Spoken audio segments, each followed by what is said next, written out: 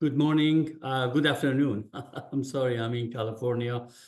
Good afternoon, ladies and gentlemen. I am honored and privileged to present you this webinar with Dr. Ashur's assistant, and he's moderating this webinar. My name is Casey Hematiar. Please allow me to share my screen so you can see the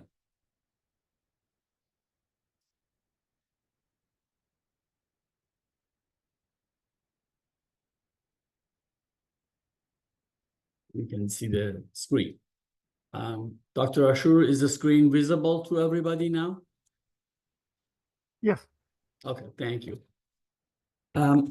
Yeah, my name is Casey Hematiar. I'm a licensed structural engineer based in Southern California, Los Angeles.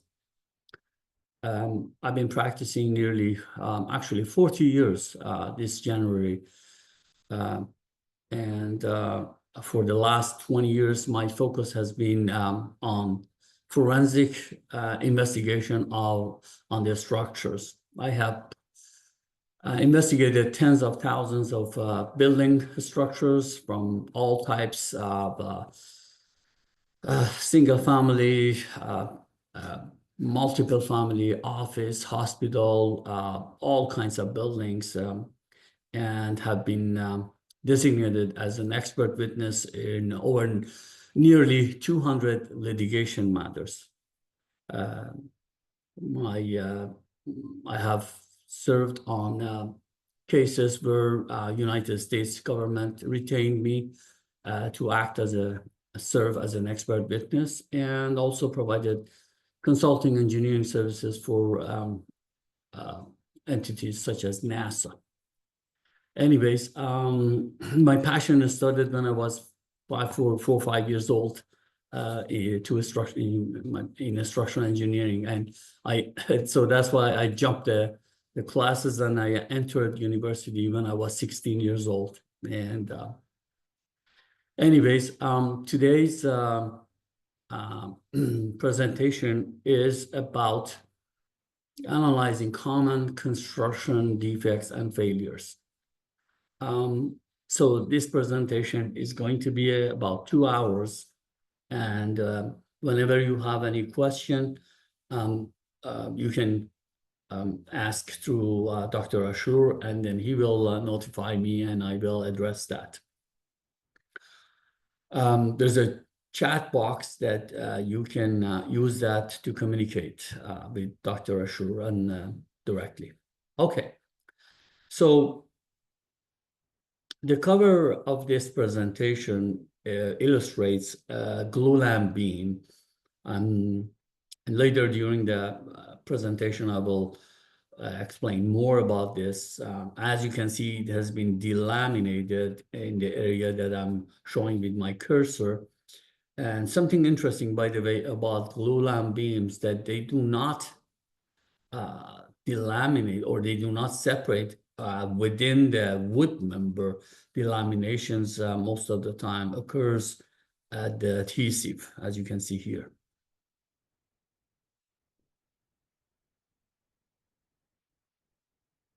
Dr. Ashur, Robert McCarthy is asking if there's a handout. The answer is yes, there's a handout.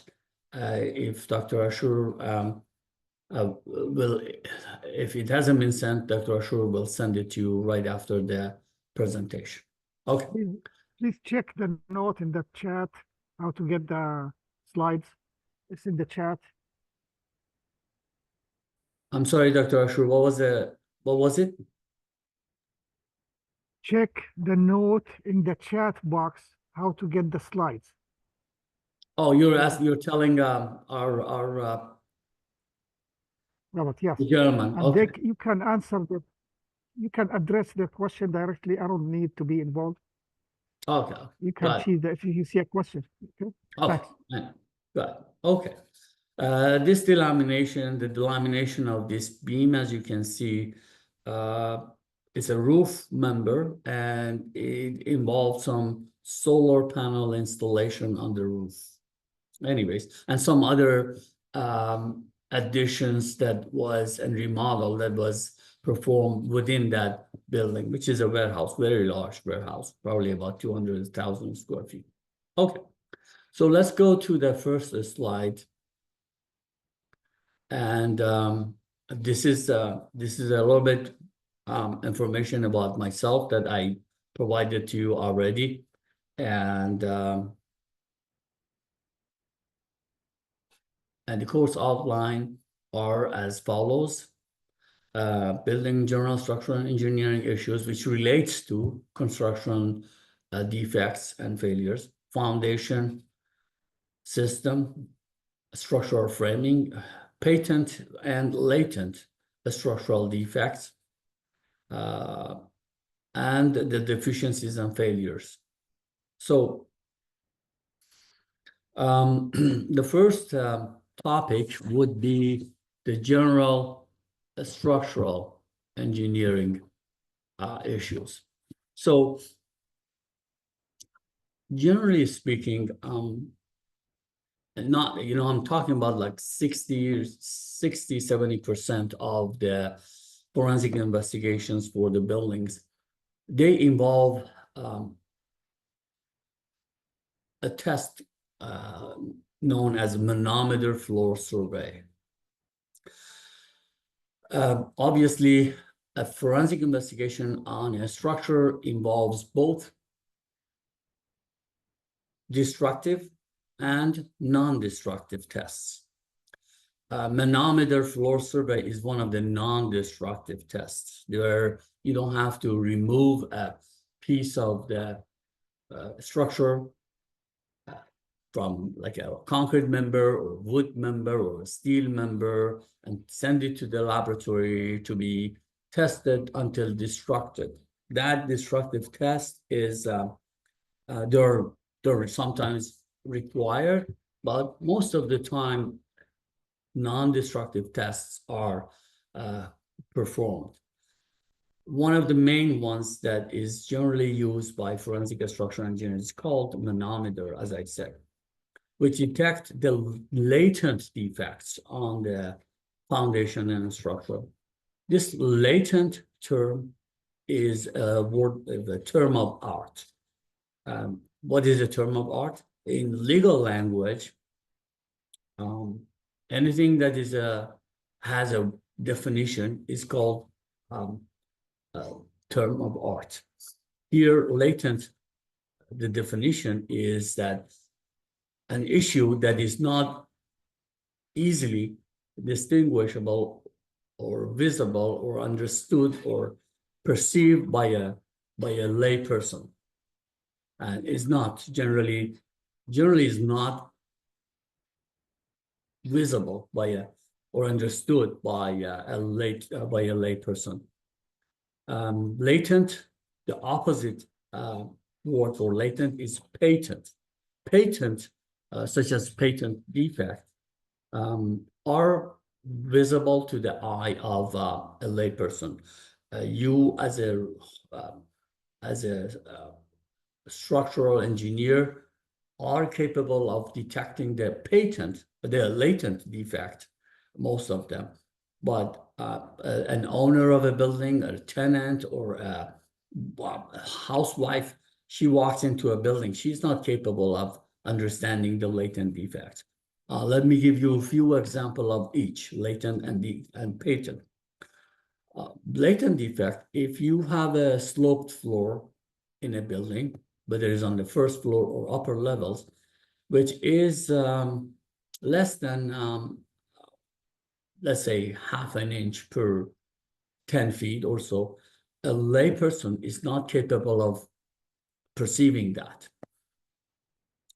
That would be only established when there's a manometer survey performed. Usually, a layperson can only perceive a sloped floor when it's excessive, and almost they can feel that they can trip, or they feel not comfortable walking. And depending on each person, some people can comfortably walk when there's a 1 inch floor elevation difference in 10 feet distance. Some people can do that less than that or some more, but that's the definition. And we will touch on these various issues here on the structural engineering. The other issue that once you enter a building or you get engaged, you will notice is the cracks and distress on various exterior and interior wall and ceiling finishes. These cracks, depending on where they are, depending on their orientation, depending on their widths and lengths, they should be interpreted differently. Not all cracks and distress and separations, I add here, are not interpreted the same way. Some cracks are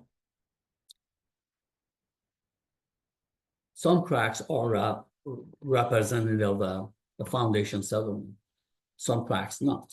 Again, we will go through that in this presentation, and we will explore more.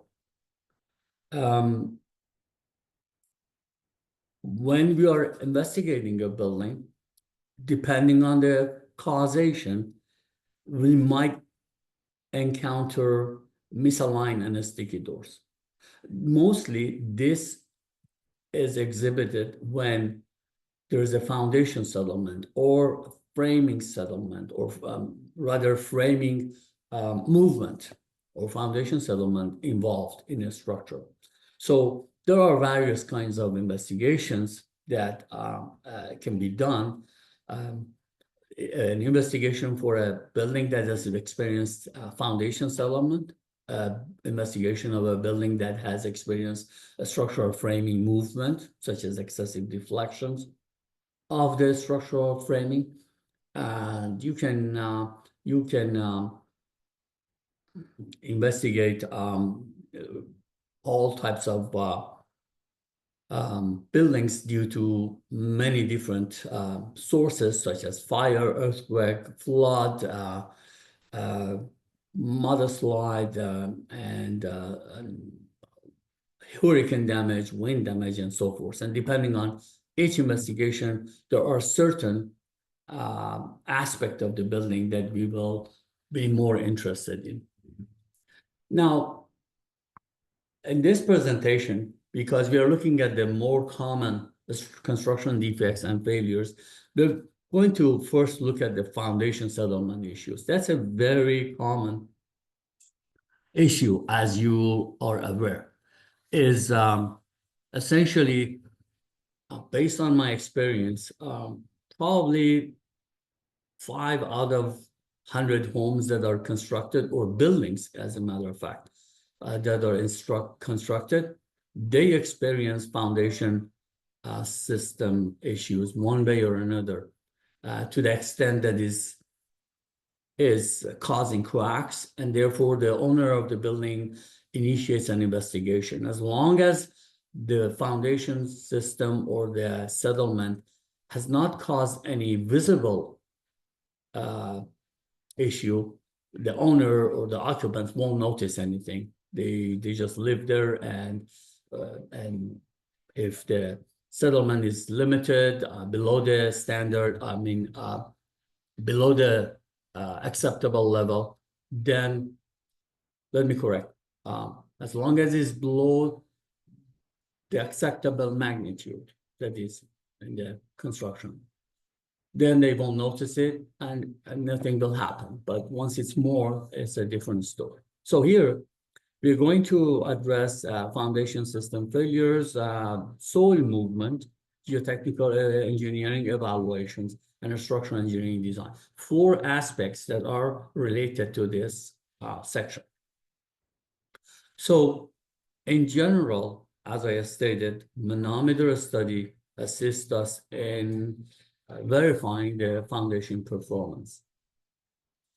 if probably most of you know what is a manometer survey. I will very quickly touch on that just in case if your information needs to be a little bit refreshed. This manometer survey is a means of establishing the levelness of the floor or a slab on grade or a slab, whether it's a suspended slab or on grade or post tension or just simply wood frame structure um, a steel structure. It gives you the various elevations in various locations of that building. I personally have performed a manometer survey in building as small as like 1,200 square foot and as large as 110,000 square foot, which was a mall, shopping mall in Washington State. And a manometer survey, again, there are several ways that you can do it, but most common ways are either with the water tubes.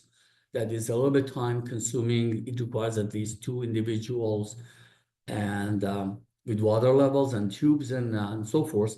And the other more advanced way is utilizing a zip level manometer instrument to perform this service.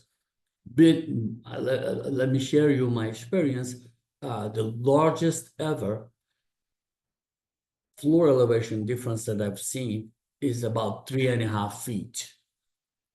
Believe it or not, 3.5 feet of floor elevation. Of course, it was not in a regular building. It was in that mall, shopping mall that I investigated a few years ago. Over a distance of probably about, I don't know, 2,000 feet. But anyways, it was unacceptable because all the moment frames are on and everything was getting out of plumb and connections issues and failures of bolts and so forth. So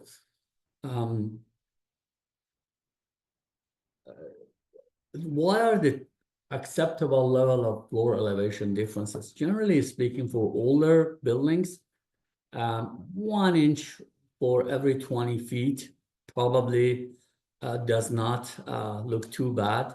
That represents an angular distortion. This is a term of art also. When I say term of art, it can be used in a building code. It can be used in a legal document, anything. So this is mostly for building codes. Angular distortion of 1/240. Please note, this number on the top is not L, is 1, just the unit, which is usually an acceptable tolerance. For the newer building, this number should be a lot less, generally about 1/360, which represent 1 inch, for example, over about 30 feet of distance. Okay. So let's look at some common foundation failure systems. We are here looking at just a small building, so it makes it easier to illustrate the issue. Here we're going to talk about the defective post-tension slab. Okay. Let me explain to you again, refresh your memory. Post-tension slab on grades. This is what you're talking about, on grade, not suspended above the floor. Post-tension slab on grade is generally used when you have expansive soil, when the index is very high, and you need to remove and replace the soil beneath the house or building for a certain depth, which is recommended by the licensed geotechnical engineer. Then place it with the imported soil, again, per geotechnical engineer's report. And then on the top of that, usually is advised to use a post-tension slab. Again, these come from the communications between the geotechnical and structural engineer of record for the building. They make a decision to how to design and implement the foundation system to make sure that the fluctuation of the moisture content in the clay or clay soil does not impact the performance of the building. When I say clay, mostly I'm talking about the type of soil versus as opposed to sandy soil, where they're extremely expansive. I mean, clay soil are very expansive. So in this example, which is one of the cases that I've been an expert on, the excessive settlement due to edge heave caused by expansive characteristics of soil, caused a lot of issues in the building, where almost made the building inhabitable. And I'll explain to you why. So what is edge heave? We'll see that in the next slide. Here is just a building when it was built right away at the very beginning of the age of the construction. Then here, after maybe 6 months or a year or so, once the rain impacts the surrounding soil of the building, or whether there's a paver or there's a concrete, a flat work, or whatever around the house, the steel can impact and cause edge heave. What is edge heave? As I said, the rain comes on the exterior, impacts the exterior of the building, which goes and penetrates under the perimeter of the building.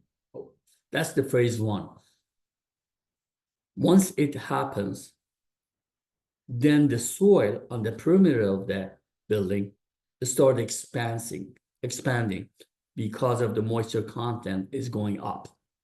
Before it was dry, it is normal condition. Once in contact with moisture and excessive moisture, it will expand. Once it expands, the center of the building remains at the same level as it was before, because the still dry. The rain hasn't got, the moisture hasn't got to the center. It's still making its way through, still in the perimeter of the building on the exterior. Now, once this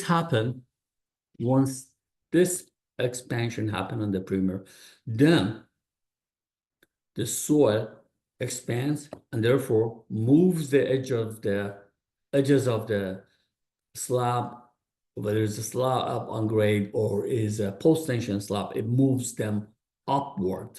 And that's why this terminology is called edge heave is developed. Once the edge heave is developed, and obviously it doesn't happen overnight. Once the rain comes in, it takes a few months for it to manifest itself to this kind of configuration.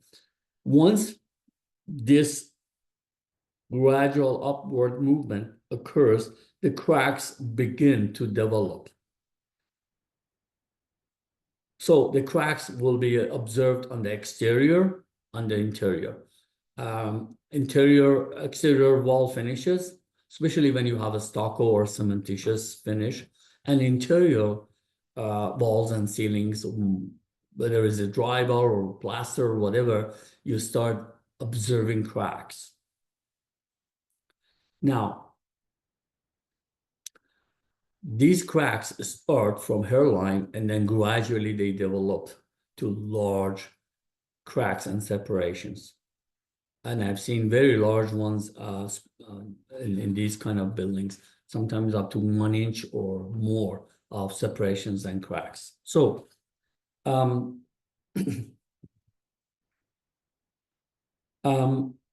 let's go to the next slide. Okay, so these are the actual photographs of a building with this kind of damage. Here, you see the ceiling and in the lower section, you see the walls. And you see here, I don't know if you can, if I can zoom for you, but let me see, let me try if I can zoom. Yeah, okay, okay. So we see this corner and these areas and these areas and these areas. This is like about 2 years after the construction. You see the separation between the top of the wall and the bottom of the ceiling. And here also. And let me go back to the previous slide to explain to you why these separations occur. Okay, so you see this roof section as a trapezoidal shape. The roof trusses bear on the exterior wall at this point and this point on the left and right. On the exterior walls, generally speaking, they don't have bearing on the interiors unless the building configuration is a little bit peculiar. But in general, the support on the are the exterior walls. So once these two exterior walls move upward, then what happens is the entire truss goes up. This truss goes up, and then the center of the house will remain where it was, okay? So that's why you see this separation between the bottom of the ceiling and the top of the walls. Bottom of the ceiling, when I say, I mean also bottom of the bottom chord of the roof trusses. So let's go back here. So here, the walls are staying where they were supposed to stay, but the ceiling moved upward. Why? Because those two corners of the trusses, the bottom chord of the trusses, were pushed upward. Once they're pushed upward, the entire bottom chord will move upward. It's impossible for the bottom chord to stay low. It has to move upward because that's the way it performs. So that's the reason that in this kind of edge heave, we see these kinds of separations. This is not a crack. This is a separation. And we do have cracks in these buildings that I will go through them in a few minutes. But you have to appreciate the difference between cracks, distress, and separations. There are three different issues, and I will go through them here with you. So here I have more examples of those issues. This is a corner, vertical, the wall and the ceiling above. Here I have ceiling and wall below. Here I have a crack. This is not a separation. This is a crack on a wall, on a drywall.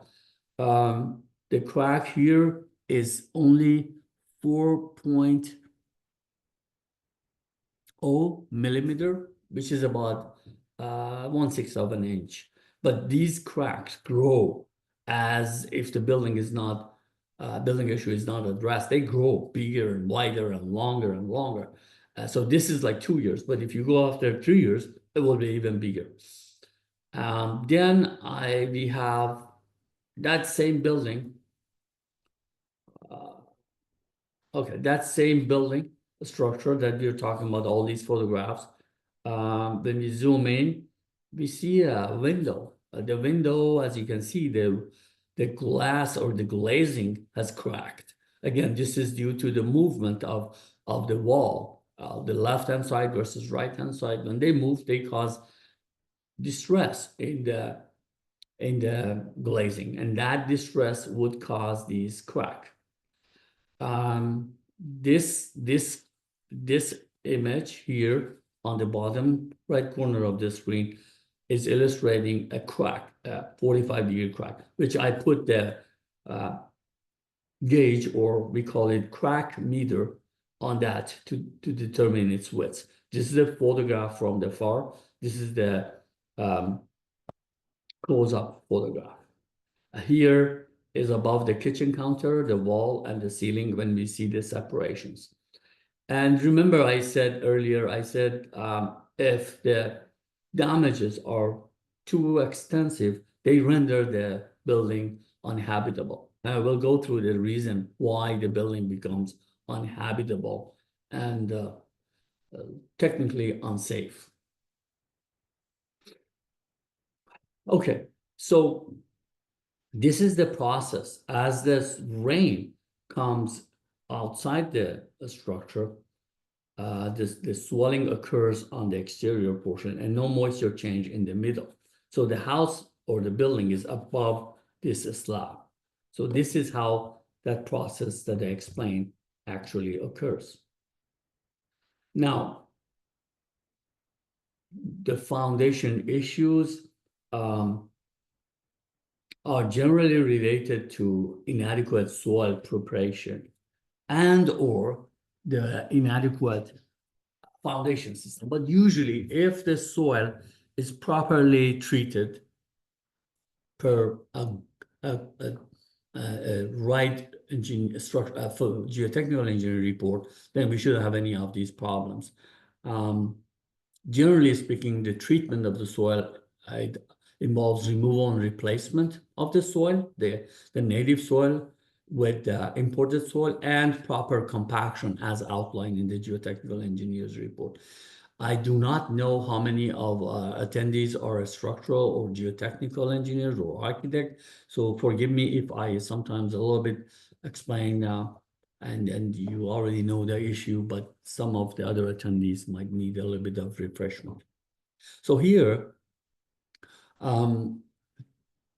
after usually the rain is seasonal. It doesn't constantly rain here in California. My projects, 80% of my cases are in California. The rest of them are scattered all over North America, such as Canada, Hawaii, New York, Nevada, and so forth. But generally speaking, if you're not like in Canada you get rain a lot, probably 9 months out of 12. But in California, generally you get rain only on a seasonal basis, a few months a year, maybe 3 or so within that period, and usually on the spring. And generally speaking, once that season is ended, then the evaporation begin to occur. The moisture around the perimeter start to evaporate, and then by that time, already the moisture has gotten into the central area. So by the time these are evaporating from the perimeter, then this swelling occurs. So what that means, it means these perimeter of the building is going back to normal, going downward, but at the same time, the swelling is occurring in the middle of the building. And at that time, this section starts going up. Okay, so that's why if you go and investigate a building after the rainy season where the perimeter, the edge heave has occurred, then you see, okay, this is the pattern of the cracks. But if you go back after 6 months, you might see the pattern of the displacement and floor elevation might have been different. So geotechnical engineering evaluations generally in most areas where here, at least in California, most areas where you have expansive soils and the jurisdictions, whether it's a Department of Building and Safety or other entities that get involved in issuing the permit, they might require an geotechnical engineering evaluation. Part of that geotechnical engineering evaluation is to determine what type of soil is under the structure. Why? Because depending on the soil type, you might need shallow foundation, or you might need deep foundation, such as piles and caissons, or you might need post-tension concrete slab on grade, or there are several different variations of the requirements. So that's why a lot of building and safety departments require geotechnical engineering evaluation. So the engineer of record, which is usually a structural engineer or a civil engineer practicing the structural engineering, generally speaking, coordinates with the geotechnical engineer and to establish the best suitable and the most suitable foundation system for the structure. Once they coordinate, then the structural engineer of record goes ahead and designs the foundation system. Then, generally speaking, most of the Department of Building and Safeties, I think 95% of them at least, require the geotechnical engineer of the record to review that foundation plan by the structural engineer. And generally, they want a stamp of the geotechnical engineer on that foundation plan. They say, okay, I reviewed and it's consistent with my reports and recommendations. Once that is stamped by the geotechnical, then it goes to the Department of Building and Safety. They go through the review process and eventually the permit is issued. Now, the reason I had to explain this because we will elaborate more on things that can go wrong. And even though there's a geotechnical engineering and a report, and maybe there was no communication and other factors that caused the building to still go through damage and foundation settlement occur. So the next aspect would be the structural engineering design. As I said, the structural engineering design will be in accordance with the recommendations of the geotechnical engineer. Now, here we are moving from foundation, system settlement, and soil movement to a structural framing members movement. I'm going to very briefly, before we move on to the framing, still state something about the foundation system.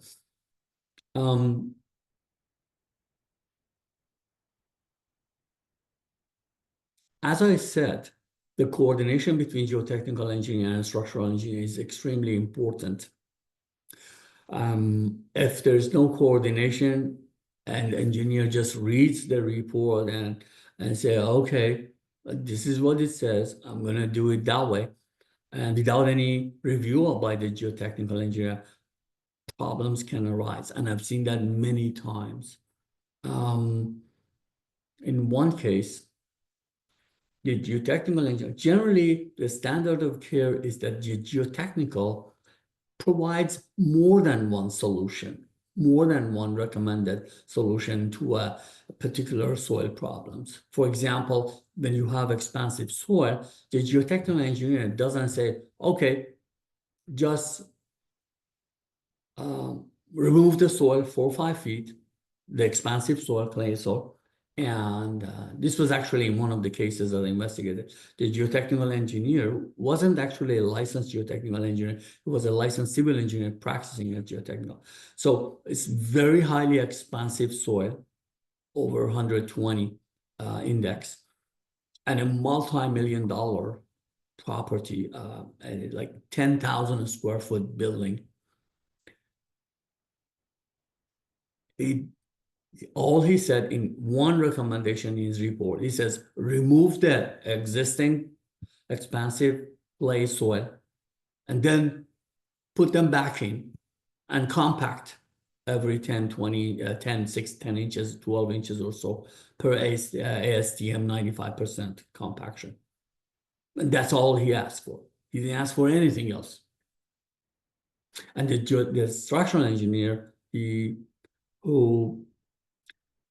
just looked at that and he put just simple foundation, shallow foundation in this multi-million-dollar building, 10,000 square foot, belonging to a very, very wealthy man. And then after 2 years, they started having serious problems. Almost the building was becoming, again, inhabitable.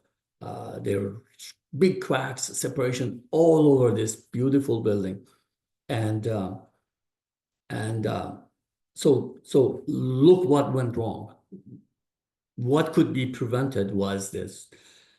Structural engineer say, hey, Mr. Geotechnical, you gave me one recommendation, but it's common practice for geotechs to provide at least 2 or 3 recommendations. What are my other choices? Because I don't feel comfortable to put this multi-million built structure, fancy, upscale home on this cohesive, on this expansive soil again.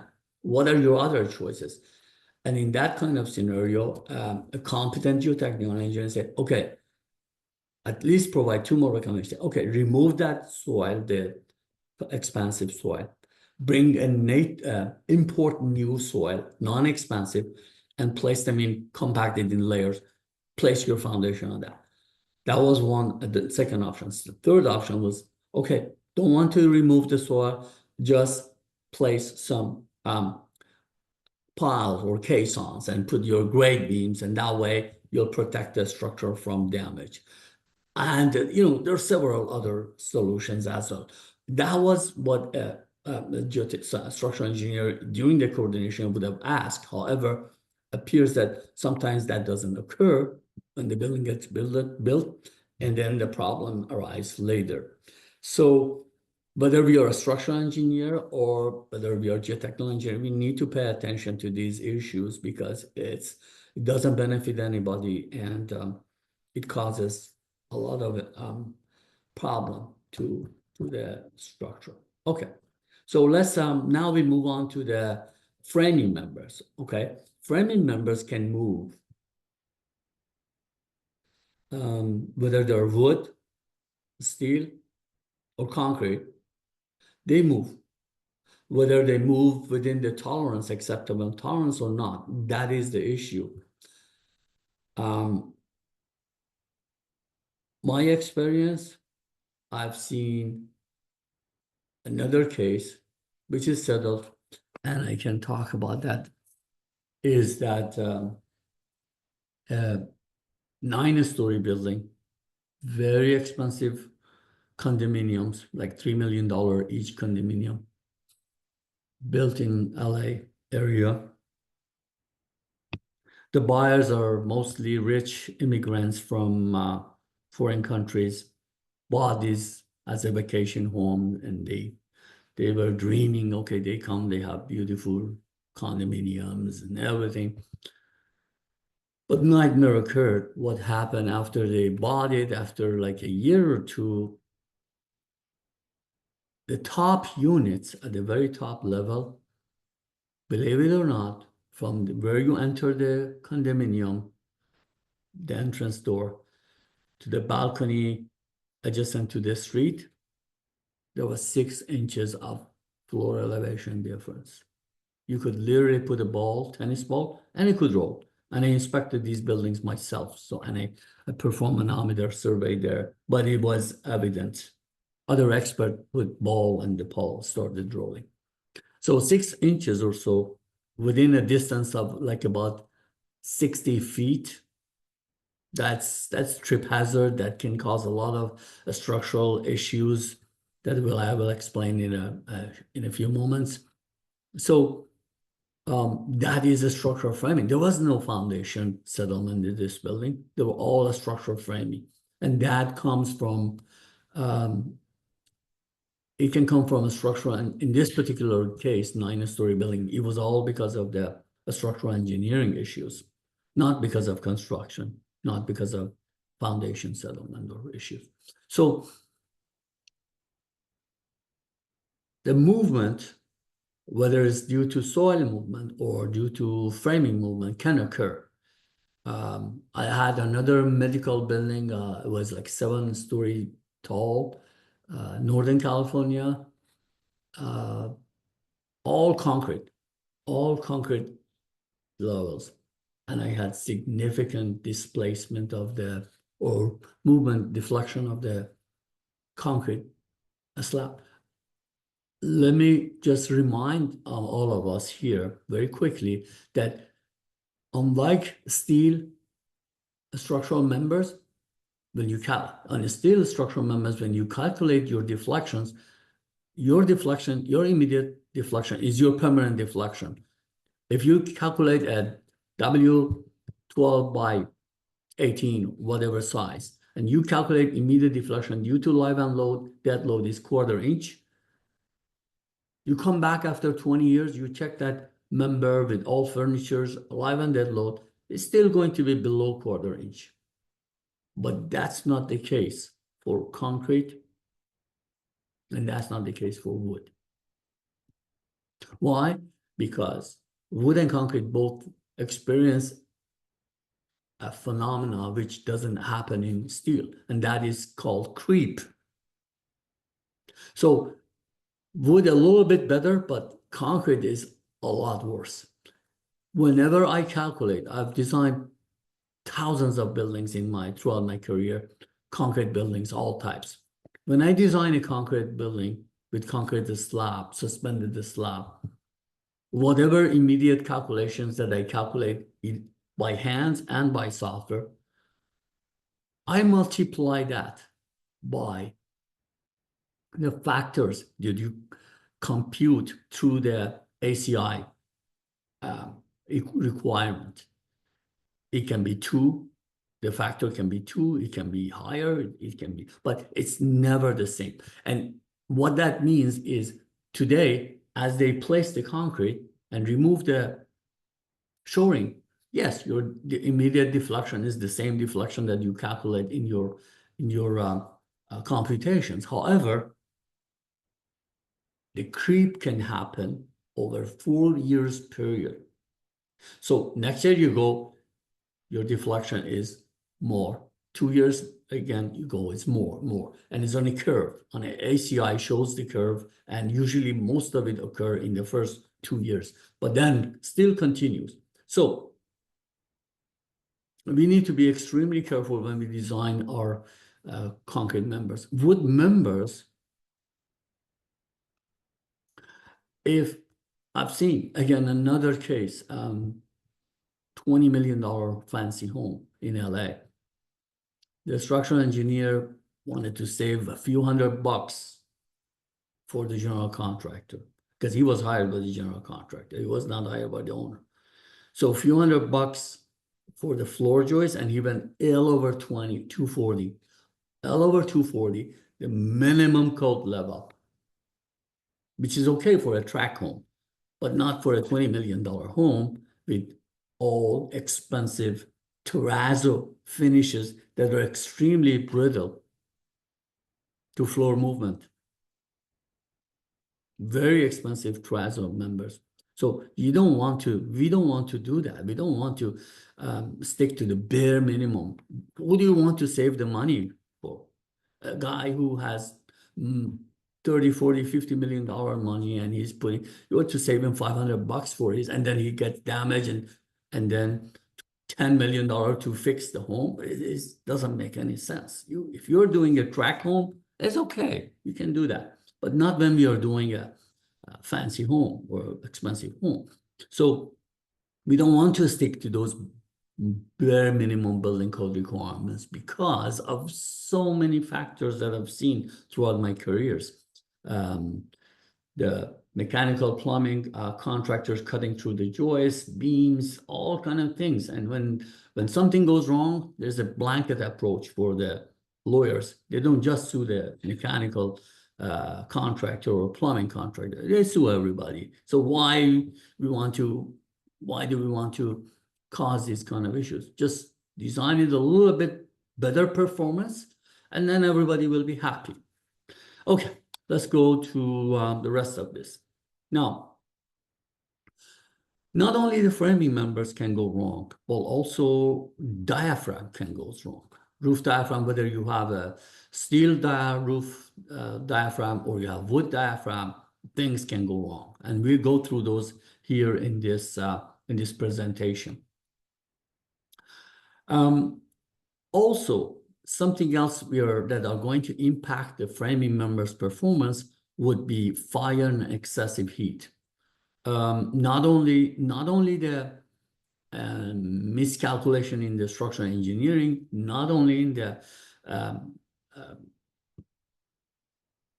constructing the structure with some defects. Sometimes there are external factors that it's nobody's fault that occur. And in this instance, we're going to look at some fire and excessive heats because they're usually very unique. And over the course of my career, I've had at least 20 or 30 cases of these instances. They impact fire and excessive heat, impact wood, steel, and concrete material in a different way. They don't have the same impact on these.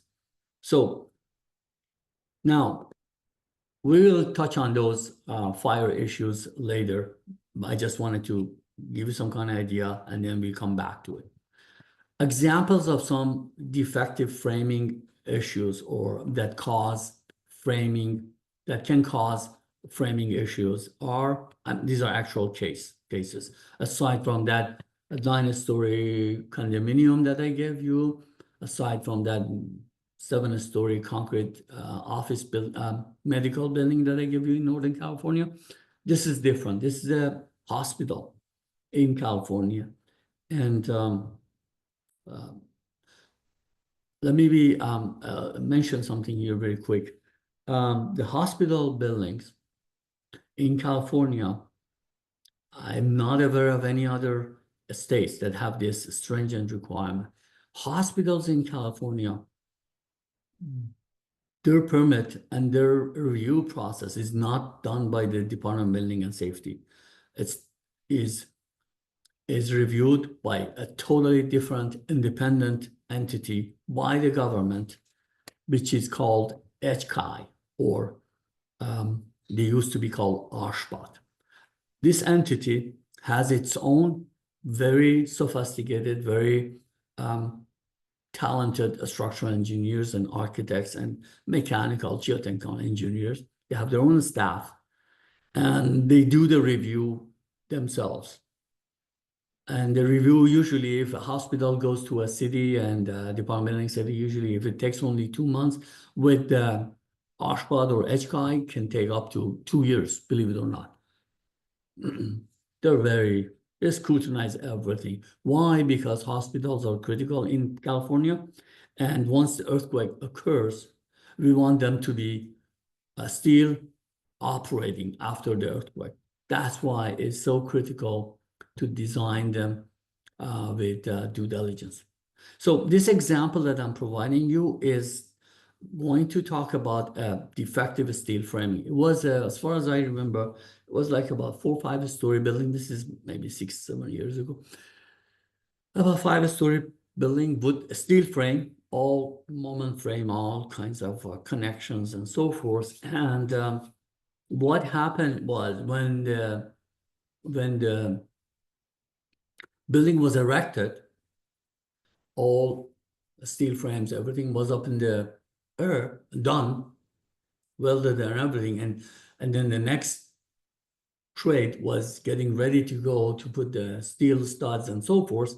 Somebody blew a whistle that, hey, these welded connections, they're not proper, they're defective. That caused the owner of the building to call his own inspectors. He hired an inspection entity firm, licensed inspectors qualified for hospitals or HCI or OSHWA. They came in and they investigated and they found that, yes, it was defective welding. So I think it was a multi-million-dollar lawsuit. So what had to happen? Believe it or not, piece by piece were disassembled, brought down to the ground. So the construction was, again, everything was on the ground, nothing erected, and they had to fix everything, and they have to re-erect the building again. So that's one example. Another example, just a single-family residence. The owner bought, no, he hired. He bought a lot property. He hired the general contractor. He gave him all plans, everything, and the general contractor built it beautiful. He moved in with his family. After a few months, when he invited his friends to visit him as a guest, his friend is standing in front of his beautiful house and say, "Hey, your house has problem." And then my client, the owner building of the home, says, "What's the problem?" I said, "Come here, look." And they both look, and the roof, the slope roof, was wavy. The roof was wavy. And at that point, he never paid attention, but apparently that particular guest had various long eyes, sharp eyes. So he identified that waviness and said, "Hey, you have wave." And then at that point, he discovered that and hired a lawyer, blah, blah, blah, hired us. And we found out, yeah, there's a problem. And what the problem is that usually when the OSB sheathings are placed in a roof, wood roof or roof truss construction, you should have an 1/8 of an inch gap between two sheathings. Contractor cannot put them tight next to each other. Why? Because of the expansions and moisture contents and so forth. They have to have a gap. And that's APA has, let me go to the APA. Okay, this is the APA bulletin that specifies this gap and prevents buckling. If that doesn't, it's a construction issue. A structural engineer has nothing to do with structural engineering. It has to have a gap, and apparently, based on my observation, the contractor didn't do that. Let me explain you. I took this picture myself in the attic. This member that goes up and down is a roof truss member at the upper court, and this member also another roof where my cursor is shown. And this is the OSB placed on it. Now, this line, if you can see, is the boundary edge of the upper and the lower OSB sheet. Okay, now, as you can see, there is no gap here. Do you see any gap? I can't see. And this is a close-up picture. There is no gap. So we determined that yes, that was the problem with the roof diaphragm. And I'm confident that most of you, when you see a construction on the exterior walls, you see that gap between the upper and the lower plywood is always there if they put them in a horizontal orientation. But on the roof, nobody can see them.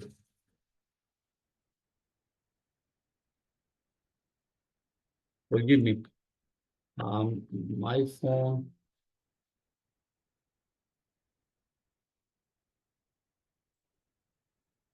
I put only emergency, like family members and Dr. Ashur contact me during the presentation. I apologize for that. That was a family member that I just let them know that I'm on this Zoom. Okay, so that is the issue with one of the other issues that with respect to the framing members. Okay, now. Remember we talked about excessive heat and fire in structures. Here, we are going to look at one of those cases, actually a case study. This case study involves a single-family residential property where wood and other elements in that building were exposed to excessive heat. Now, usually when there's a fire in a structure, usually the building owner places a claim to his insurance carrier, and the insurance carrier sends his own engineers And then there's engineers generally, based on my experience, generally they want to salvage everything that they can. So they say, okay, this piece of beam, maybe 1/8 of an inch has burnt. Okay, I do the calculation, less than 1/8 of an inch, and my calculation shows that still okay, it can take the load. So don't touch this, only touch the ones that are completely burned out. And that's generally their approach. And they want to do the same thing. They want to save save money for the insurance carrier so they can pay less to the building owner. But sometimes the building owners, they say, okay, I'm going to retain my own um, structural engineer to evaluate this, independent forensic structural engineer to evaluate this and find out. So then that's when the battle begins between the two experts. One expert brings his own reasoning and his own analysis and evaluation. The other expert also, and they just battle. Sometimes it gets settled quickly. Sometimes it doesn't. It all depends on the total value of the claim. If the claim is less than $100,000, usually no big deal. But if it's more, the battle becomes serious. And especially when it goes over $1 or $2 million, the insurance company fights to death to make sure that they pay as little as possible. So here, this example, I'm going to show you the photographs, and then I will touch on these issues. So the photographs here, this is their structure. You see here, let me zoom in. You see this here, this wood 6x6 post, you see is all burned out. You see the other members and here you see the ceiling members and the arrows that I put. This is one of my own cases. And here also the ceiling joists and sheathing below that. And then here, the members.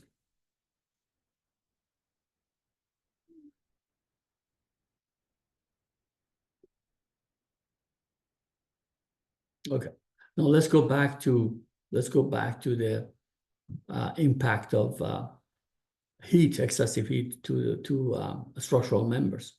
Let's just start with wood. You look at NDS, National Design Specification for wood, and you look at other sources and other references, you see that once the temperature exceed 700 Fahrenheit, which is common in a structural fire, then there are some issues that have to be seriously considered.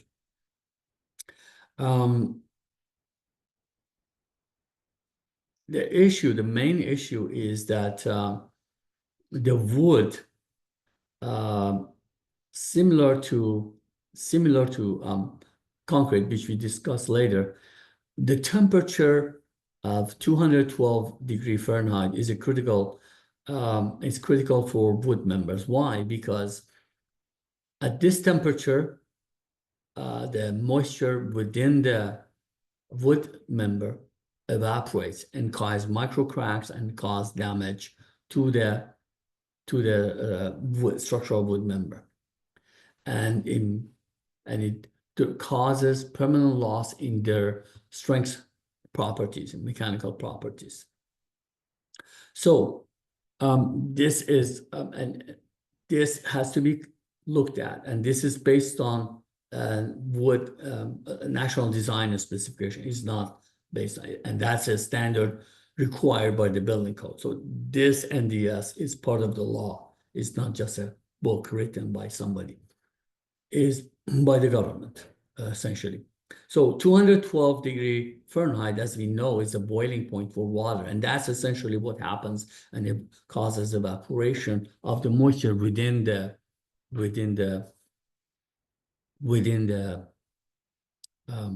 structure. Bear with me one moment. I apologize for a few seconds. Thank you.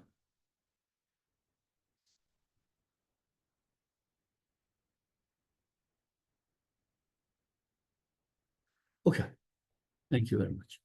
So that was about wood. So how can you prove in a house like this or a building structure, the fire exceeded 212 Fahrenheit?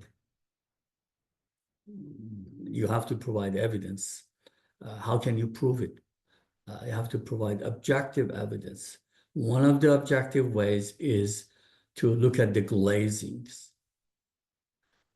immediately after the fire. I understand sometimes glazing can break due to firefighting efforts, but firefighters don't break all glazings in all windows within the structure. They don't do that. If they do, it's more or less localized. They either enter from the roof, or if they break a window, they would break a 1, 2, 3, 4, but not all exterior windows. They don't do that. So that gives us a chance. We go inside the building that is newly caught fire, and we look at the window glazings. When we find evidence of glazing, window glazing cracking, that gives us a criteria, a base for what temperature this building experienced. Generally speaking, a glazing does not crack unless the heat is above 300 degrees Fahrenheit. So when you see excessive crackings in and breakage in the glazing around the house or the building, you can, that's an evidence that the temperature was above 300 or 350 degree Fahrenheit. And depending on the type of the glazing, some glazing can resist up to sorry, 370 degree Fahrenheit. But generally speaking, 300 is nobody argues with you. So once the building, that's established that the building experienced over 300 degree Fahrenheit of heat, then we go one step at a time to process into the process and examine the condition of the framing and determine which framing members can be saved and salvaged, and which framing should be removed and replaced. Now, we have another case study here. It's about a multi-use trail bridge owned by the government in here in Southern California, in the Malibu area, Malibu Mountains. And the government agency retained our services in order to evaluate this bridge to determine whether this bridge is useful or it has to be removed and replaced. So it had the steel. Let me go to the pictures so you can have some idea. So from this end side of the crack on the creek on the right-hand side to this side of the creek on the left-hand side, you see these W24 white flange beams. They're positioned and secured and placed on these the concrete foundations on the right and left. So this is after the fire. Essentially, the wood flooring that was, or wood deck that was over this, these two white flanges was burnt, and the handrails was wood all burnt. So they cleaned it up for our inspection. So these two abutments are concrete. Our scope of work was to examine the condition of the abutments, concrete abutments, and the steel sections. So these are different photographs from different angles. This photograph that you see is by is an aerial image from our drone. We have Federal Aviation Agency is licensed to fly drone for commercial purposes and our inspections. So that is from probably 60 feet above the ground. These are from ground. We took these pictures with our own cameras, different measurements here. I'm looking at this, and you see 24 inches depth, 24 inches of depth of this bridge. We check the flange, we check because we have to check the capacity. Then I checked the concrete abutment with Schmidt hammer instrument. I'll explain to you about that if you haven't heard of that before. And interpreted those, and we provided a report about this condition of this steel bridge. Now, let me add that this beautiful steel bridge was designed by a licensed structural engineer in California. And I saw his calculations. They were provided to me. I saw his calculations. I saw his plans and structural drawings. Again, he was very, very careful, very experienced structural engineer. He didn't do it with the bare minimum of code. Probably if he did, this has to be removed and replaced. He used a good deflection criteria. He used all different requirements per building code, and he designed a very nice bridge with these two wide flange beams. As you can say, you might say, why W24 when the span is only like 6 feet, and I mean the deck span is only 6 feet or so, and only hikers occasionally walk on this. Why? This is overkill. You know, some people might make fun of you on that, but not on this day after the fire.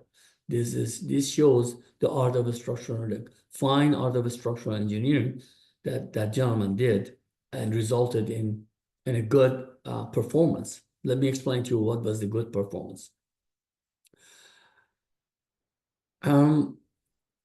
Steel and concrete have their own criteria when dealing with excessive heat.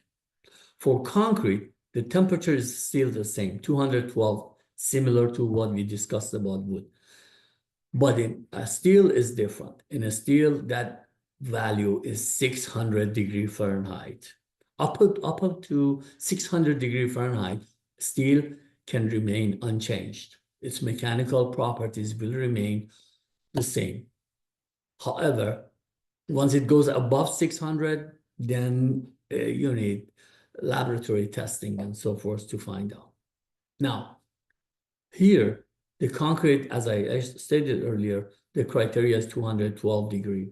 So because the cement paste begins to dehydrate and the evaporation starts occurring, and the chemically combined water of hydration and gradually weakens the paste and paste aggregate bonds.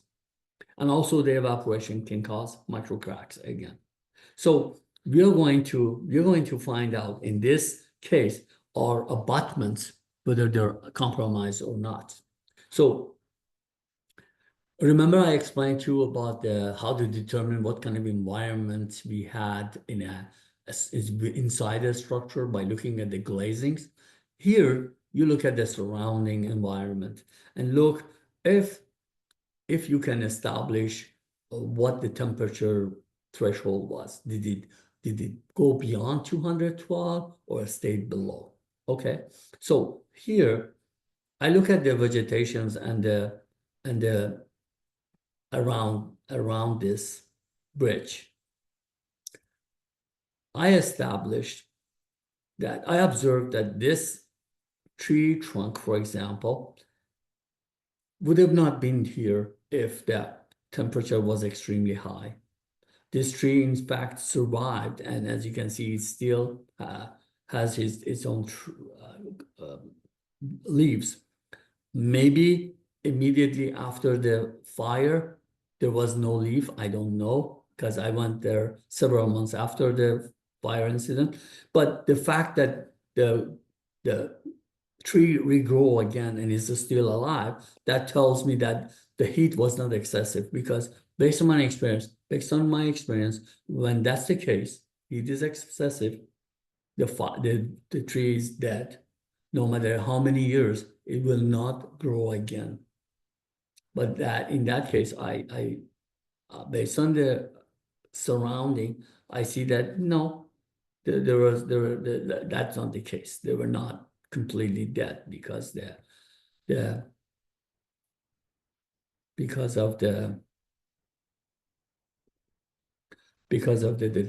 level of the temperature. Now, is that the only criteria that I did look at? No. also look at the concrete surface itself. Usually, when you have excessive heat, the color of the concrete changes. You will see evidence of discoloration, okay? Sometimes. You see, this is a regular concrete, undamaged concrete. When it's excessive, there's excessive heat, it can change the color to pink, believe it or not. And I've seen pink color in concrete. Another case I had, the concrete piles and the grade beams, there were different location. They were pink, or sometimes they become black. So if the color of if the concrete is discolored, then that's a sign that there was excessive heat. So that's another check that I did. The third check that I did for the concrete was Schmidt hammer testing. So that Schmidt hammer rebar testing that I did, what is a Schmidt hammer? Let me explain to you. It was by a German scientist back in 50s in Switzerland. It was invented by him, and it was used by, it has been used by many, many engineers throughout the world. There are copies of this that some Far East Asian countries made, and they sell cheap, like $80 on Amazon. But you want the real one by a Prosek from Switzerland, it's about $2,000 value. And you have to get it calibrated on a regular basis and so forth. So what it does, the Prosek hammer, which is this hammer, is that you place it on a concrete surface and you conduct your test.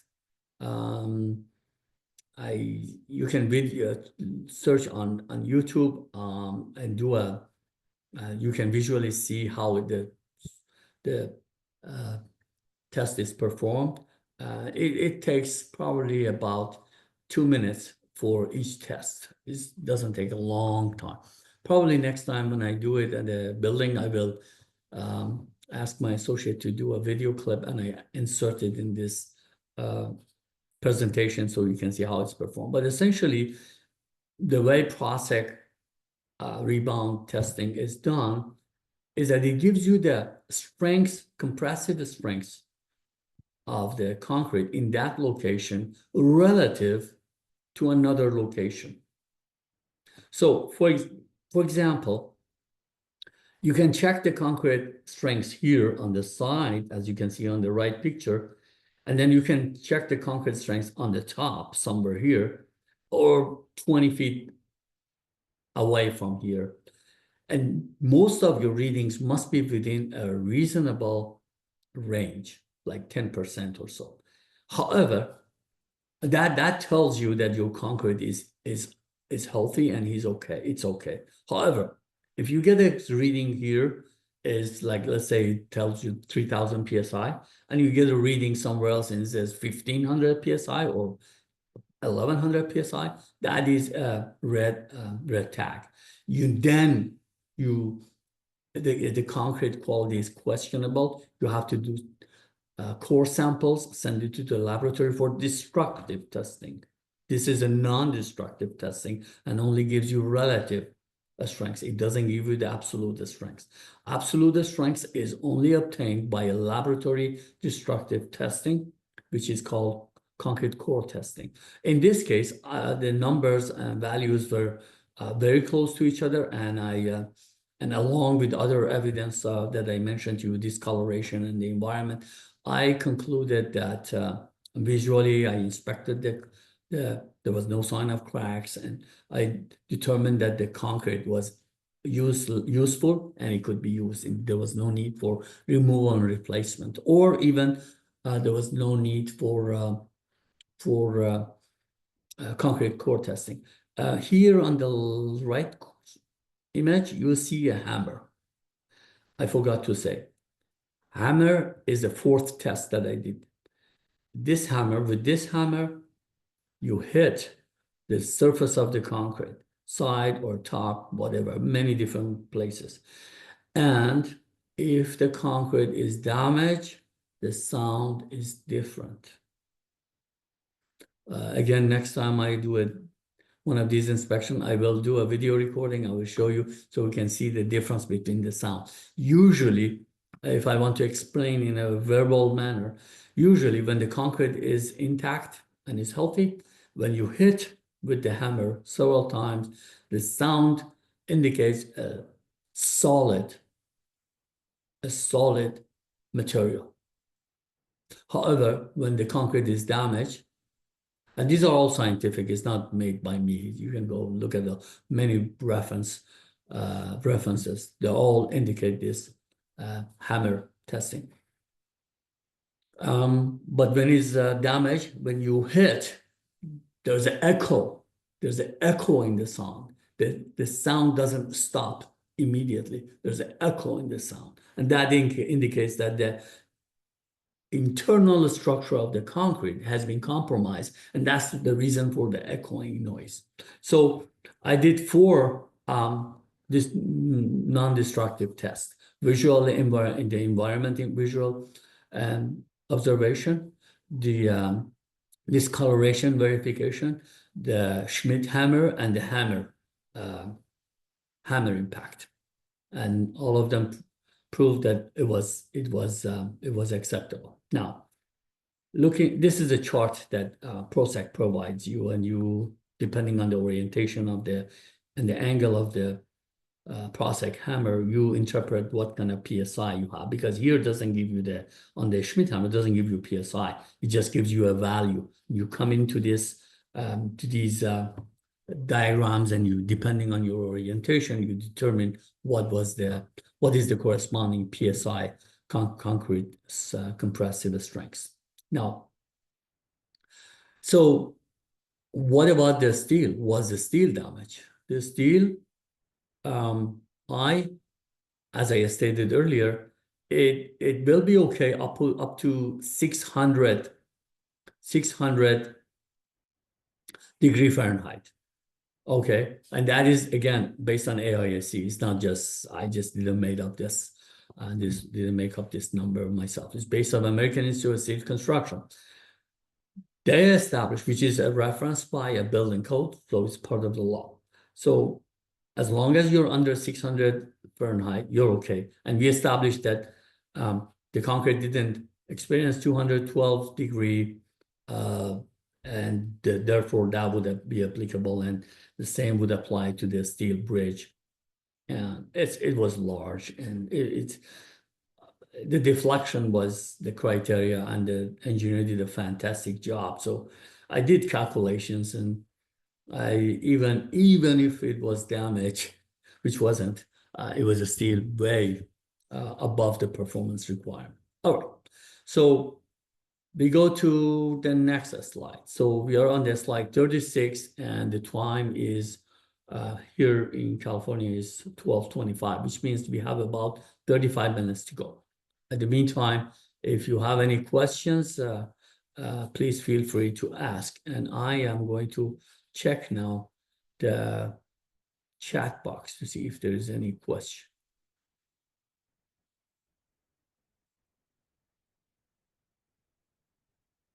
Oh, okay.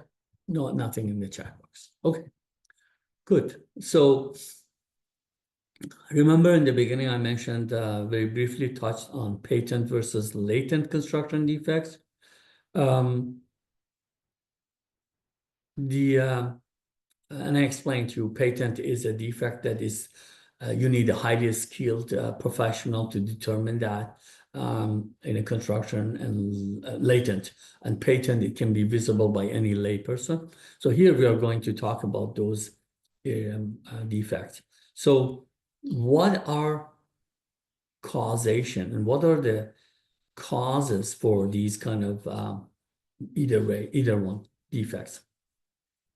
Undocumented foreign material, erection and fabrication issues. We're still in the framing, remember? We're in the framing issues right now, not on the foundation. Construction sequence, poor workmanship, defective temporary support. Let's address each of them Okay. So we discussed the destructive testing.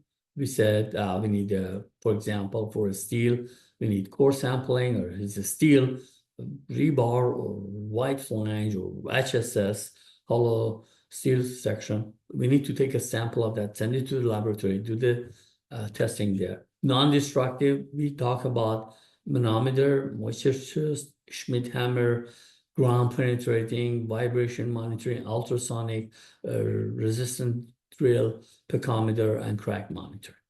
Okay, now,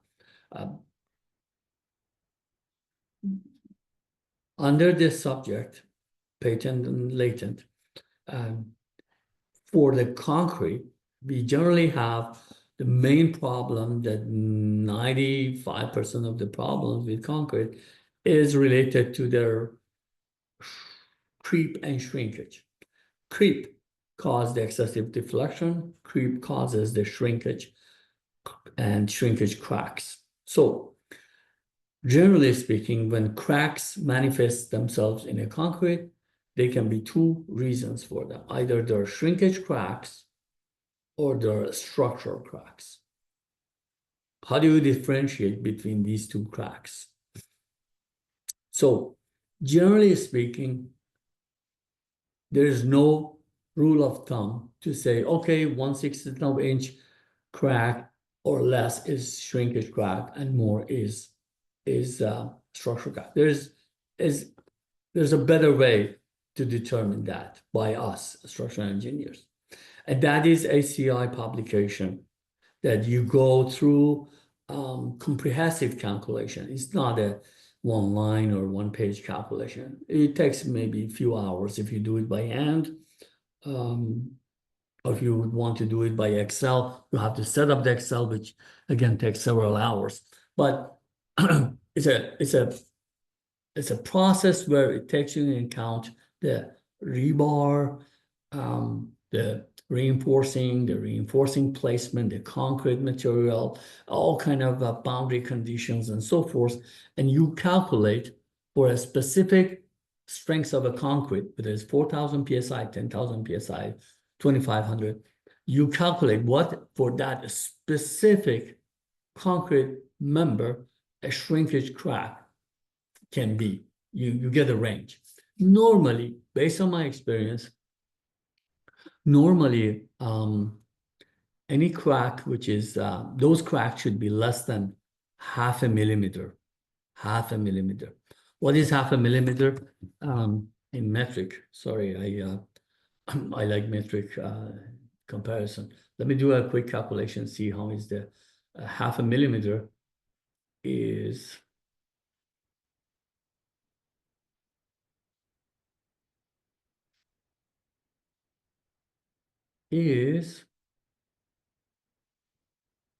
I will tell you in a few moments. I don't have my calculator with me. I have my cell phone, so it doesn't have those fancy scientific things. So I have to do it.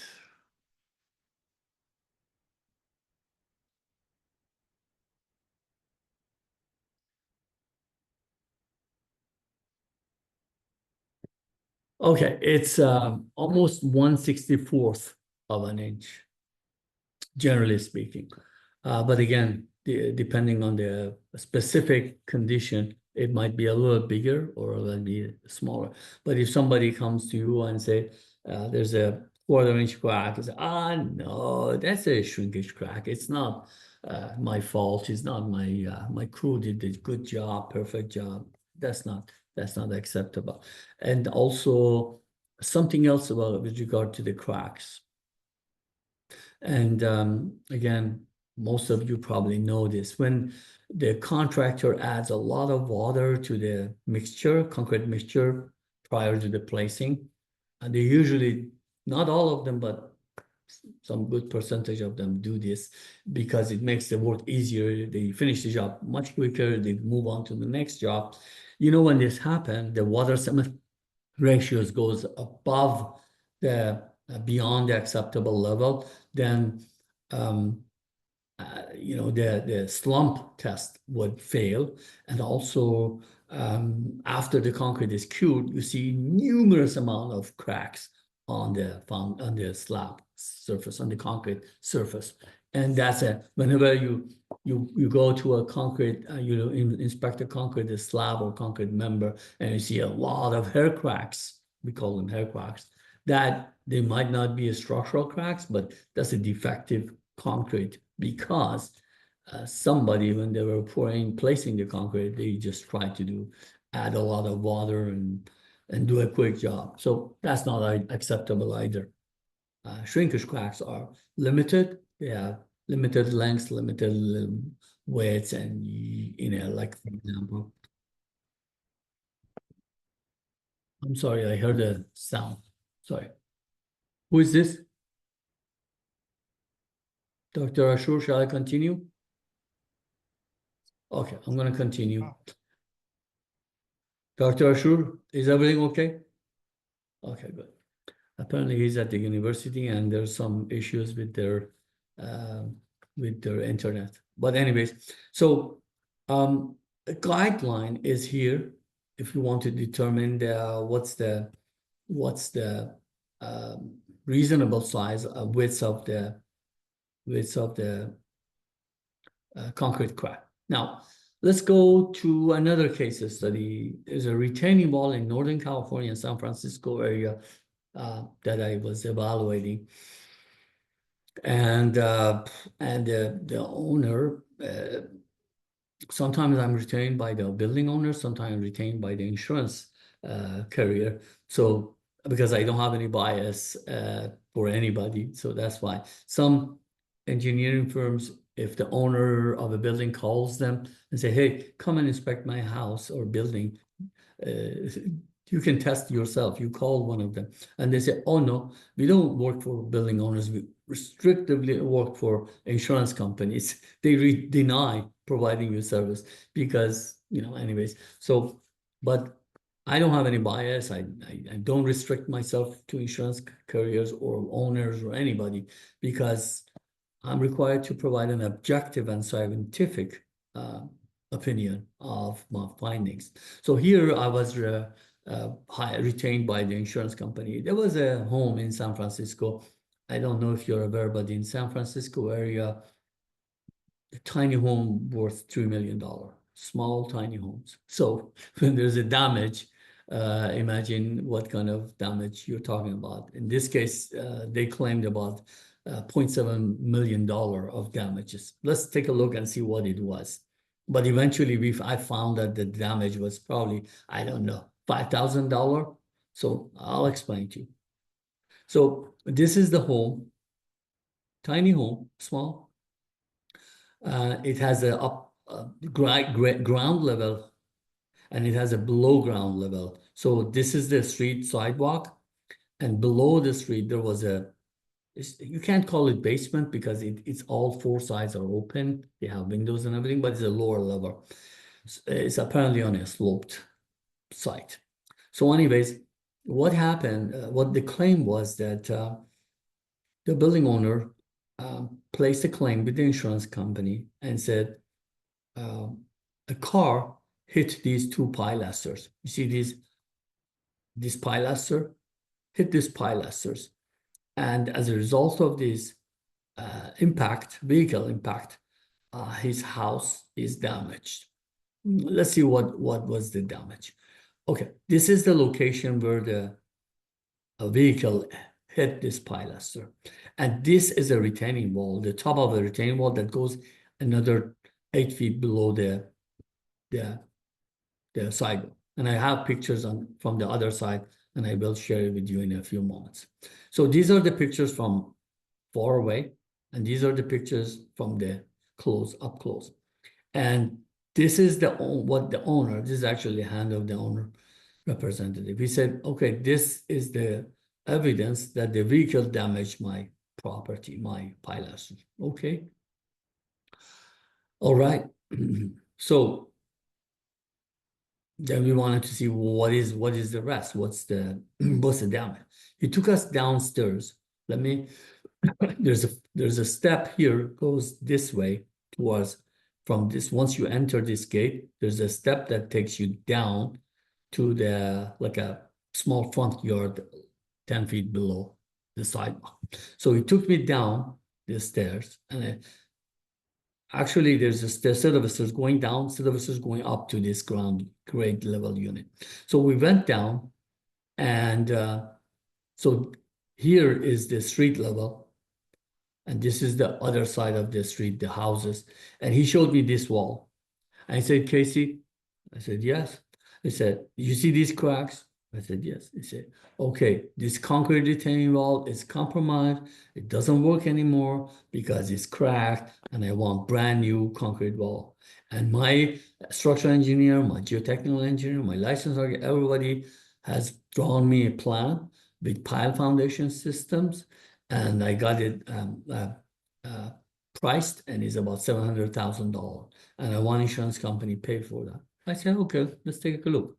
So we look at these cracks, and yes, there are cracks. You can see there are cracks, and it appears that they are caused by this vehicle impact. Okay. All right. So what I said, I looked more closely. I said, this doesn't appear to be the surface of the actual retaining wall. This appears to be a stucco finish or cementitious finish. So I said, I acknowledge that there is a crack on this surface, but I'm not sure if this surface is actually the structural part of the wall. So I request that the general contractor comes in and try to see if this is the finish or this is the real concrete. So they agreed. $700,000 is not a small amount of money. So they agreed for a test to remove to see what's going on below here. So then they removed it. Okay. Now the picture on the left shows before, when I went to the inspection first time. The picture on the right shows the same wall after they removed this shell or whatever it is there. We wanted to find out what's below that, behind it. So this is the picture that I took second time, about a month after first visit. So let's take a look at what's going on. So this building is about 70 years old, and this wall was poured about 70 years ago. Okay, it's reasonable to assume it's 70 years old wall. Now, look, the crack that we saw here in this yellow dashed square or rectangular, this is the same outline. Okay, what does this tell you? It tells you that this lower portion where my cursor is showing below this yellow line or this gap is one pore. Then the upper portion above this big gap is a different pore. I don't know how many years gap between them. Maybe 1, maybe 10, maybe 20, maybe 30, but this is not the same pore. These two are separate pores, and as a result, there's a gap in between them that has nothing to do with any external factor such as that vehicle impact. At the time of construction, for whatever reason or due to the age of this, that caused a buckle and consequently a crack on this cementitious material. This crack probably was present years before that impact, the vehicle impact. So I prepared a report. I provided my reasoning that why I believe this crack is not impacted or caused by that vehicle impact. And also I identified that there was a separation here, which was part of the wall, and it was sitting there for God knows how many years and decades. And there's no need for $700,000 demolishing and removing and replacing. So they patch it up and that's gone. There was no need for removal and replacement. And this is the image before here on the on the previous, you see you notice the buckling. And then here, the same thing, the buckling. Now, the difference between, okay, this is that area right under the buckling, the separate pore. This is different pore. This is lower pore, upper pore. Now, these are the steps. You see the steps on the left-hand side, both images, take you to the gate to the sidewalk. These are to the right of the staircase. This picture is to the left of the staircase because this is that gate here on the, where you see my cursor on the image here, on both images I'm showing. So this wall is on the left-hand side of the staircase. This wall is on the right-hand side of the staircase. So both of them, I asked them to expose, and we saw the consistent information there. Okay, now, so is there any question by anybody?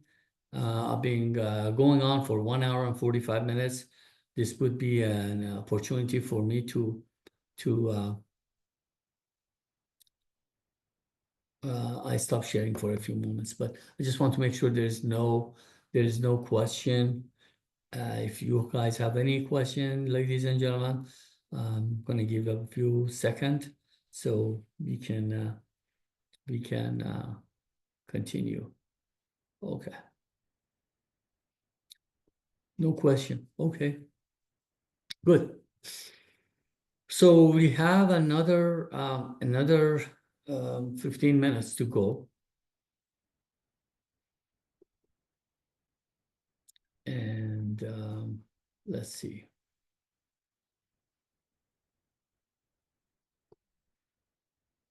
Okay.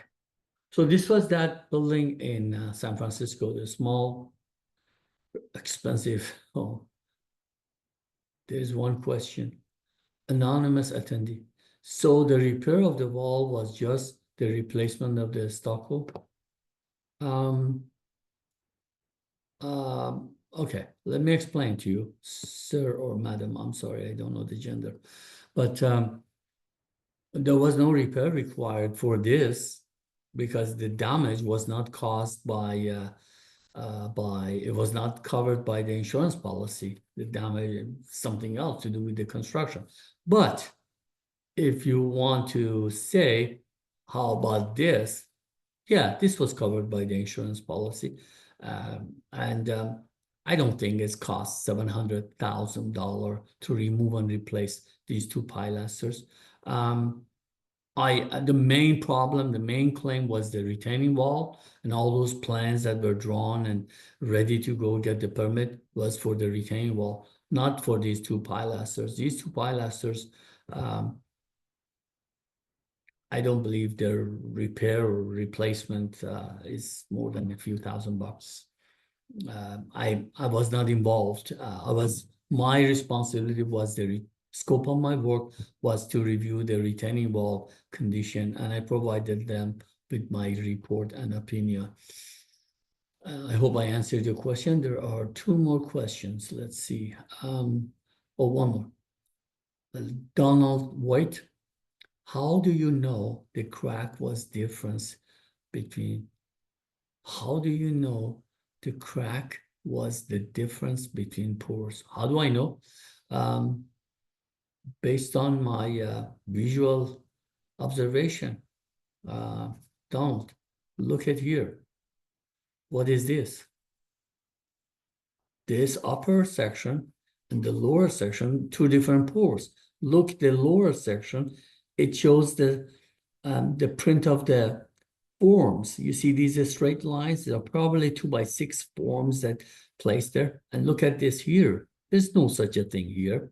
So we provided these images and a report to their expert, and their expert acknowledged that, hey, yeah, and they agreed with us. You know, when you practice in this field for 10 years or so, 10, 15 years, you can determine based on your experience and reasoning and providing the explanation, you can prove that these are two separate pores because of their appearances. As I said, what you see here, you don't see here.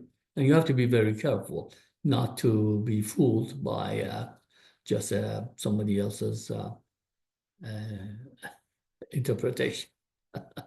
Okay, now we move on to, we have about 10 minutes.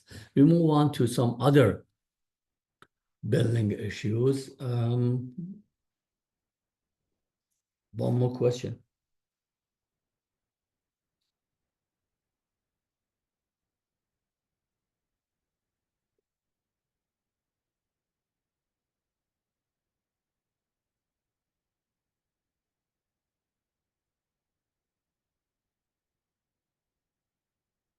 No, it was from Dr. Ashur. Okay. Now let's look at the tragedy that occurred a few years ago in 2021 in Florida. We all are familiar with Surfside condo complex collapse that took over 100 lives of over 100 innocent people. And let's see if you and I were involved prior to the collapse, what you and I would have done. Okay. So what I recall is actually a good friend of mine, and one of my very good friends, licensed structural engineer. He was one of the experts on this case, part of the investigating team, and there were lots of experts involved in this, and because there were so many parties involved, and also it's a very, very, very expensive case. It's not a few $1 million or $20 million. It's very expensive, and so the causations and everything needs to be carefully determined. And all pieces were shipped to a large warehouse, and investigators are checking all pieces and so forth, and the experts. So if you and me were involved in this, you know the story behind the prior to this catastrophe. The HOA, the association running the condominium building, they knew that there was corrosion issues with the concrete slabs, and they know water intrusion, continuous water intrusion over the course of many, many years, or maybe perhaps decades. But they hired an engineer. They hired an engineering firm, and the engineering firm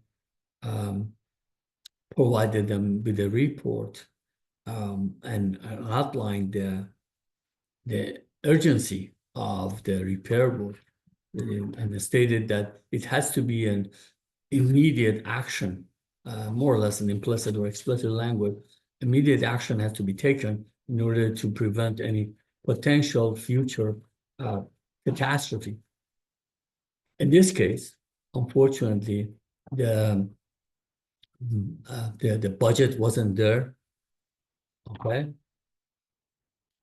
So a structural engineer did his work, whatever he did. Of course, he's sued now, but the court will determine whether he did his work. Was it was not per standard of practice or standard care, or it was. Now that's something different. But HOA, you don't have money, you can't fix the building. Okay, move out. Move out. That's the minimum thing you could do. Okay. Of course, you have to pay, I don't know, a few $1,000 rent somewhere else, but that is money. That's not life. Life is not replaceable. Money is. So if I was involved, I would write a report. In my report, I would say this building should be red tagged. Why? Because I'm confident, based on my observation, with the level of the inspection that I did, I'm putting myself in the position of that engineer who did the inspection. I'm confident that this building is posing risk to the lives of the residents. Okay, just imagine if a building falls like this a month or 2 months after this incident, a light earthquake or a light external force couldn't cause collapse of this building.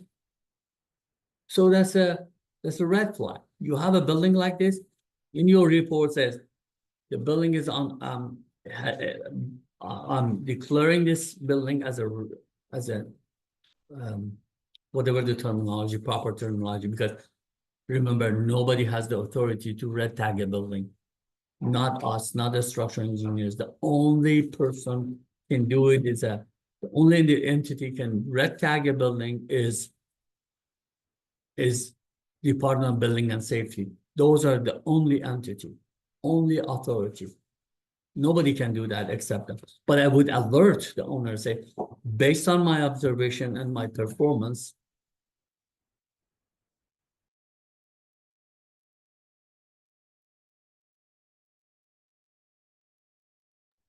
okay, so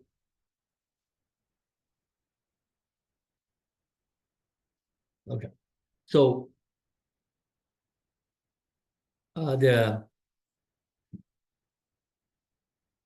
I would say I declare this building unsafe, and I would at least when you say is unsafe, you make it clear to everybody, okay, take your life and run. And I've done that many times throughout my career. I declared the building unsafe. One building that I declared unsafe was the building that I showed you in the very beginning. I want to bring that to your attention. This building that I declared unsafe, I declare unsafe. Why? My reason is this. There's plywood shear wall in this building. And I went up into the attic. I don't have the pictures here, but I will. I have it in my on my server.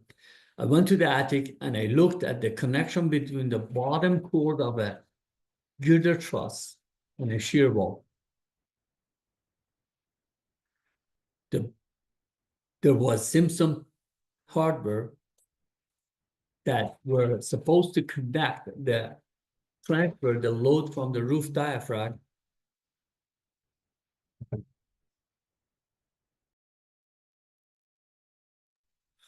so there were diaphragm forces due to earthquake or wind that getting transferred from the roof diaphragm, OSB or plywood, to the top cord, and then transferred through the bottom cord to the shear wall and then to the foundation. But guess what I saw and observed and documented with photographs above in the attic? I observed that the wall below was displaced about half an inch or an inch. And what happened is all those Simpson hardwares were deformed. The nails were out of their locations, and therefore there's no way that this shear wall can that connection can provide any transfer of the shear forces to the shear wall. Additionally, when you do computations on a deformed, you cause a induced deform on a shear wall. Okay, shear wall is supposed to be horizontal level. Okay, but in this house, one end was 1.5 inch down, and the other end was 1.5 inch up. A shear wall, which is 18 foot long. You put that into the calculation. You calculate the stress and the stress in the nailings, and you will see that just by that induced displacement, you cause way over what these nails can handle. And imagine during an earthquake, there's another demand from earthquake forces that those nails were supposed to handle. And there's no way those nails and that can handle those forces. Therefore, the shear wall is essentially out of commission. So that's why, for that reason, I stated in my report that if an earthquake comes, this building, I don't believe this building can perform as required by building code, and I declared it unsafe. So anyways, so let's go back. So when there's a settlement, we need to be careful. Sometimes it's not just a crack. Look, what are your ladder resisting systems? Do you have moment frames? Do you have shear walls? Can you verify if those shear walls are still functional? Anyways, so if you and I were involved in this, you probably would have said, hey, building is unsafe. At least we could save a few lives, because that HOA board of members, they could see, yeah, the building is unsafe. If something happened, I'm going to be on the hook. So at least they would have done something. Anyways, we have 2 more minutes. I'm going to go quickly over. Yeah, $12 million was the repair cost. You don't have the money, get out, get a loan or something, fix it, and come back. That's what should have been done. Okay, this is another example of deficiency in the drainage system. This is in Kansas City, 1979 occurred. The volume that was the discharge and runoff was 8 times less than what it should have been calculated. Okay, this one is Pisa Tower, but somebody figured out that they can make money out of this significant defect. And what they did, they said, okay, because it was very interesting for people all over Europe were coming and seeing this since God knows 1,000 years ago or 800 years ago. So they said, okay, if we demolish it, nobody will come here, and they're bringing a lot of money to the town. So we don't demolish it, and making it upright is probably very expensive. So why don't we just stabilize whatever, whatever it is? And they stabilize it, and for last 900 years, it's stay at 90-degree angle. And yeah, in 1990s, authorities they required the stabilization apparently, and so forth. Anyways, I was there back in just before COVID, 2020, with my family, my 2 sons, who one is a structural engineer also. We were looking at this, and it's a magnificent structure, so beautiful, so huge. It looks small here, but it takes at least 10 minutes to go up here from the stairs. Okay, so these are the references, and I will provide the handout with Dr. Ashur, so he will provide you. These are the references for the various values that I provided you, in addition to the ones that I provided within the body of the report. These 2 gentlemen are my associates. The one on the right is my son. He graduated from UCSD 3 years ago. I told him when he was in high school, he got his grade 12. I said, don't become a structural engineer, but he sneakingly went and become a structural engineer. And I'm really proud of him. I'm really happy that he didn't listen to me. Sometimes you have to be grateful if your kids don't listen to you.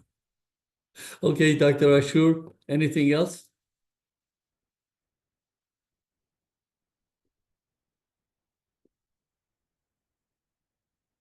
Okay. Ladies and gentlemen, it was a great pleasure for me to present this webinar to you. I hope you enjoyed. I hope you learned, and I hope it's useful for your day-to-day practice. Have a beautiful rest of the day. Thank you.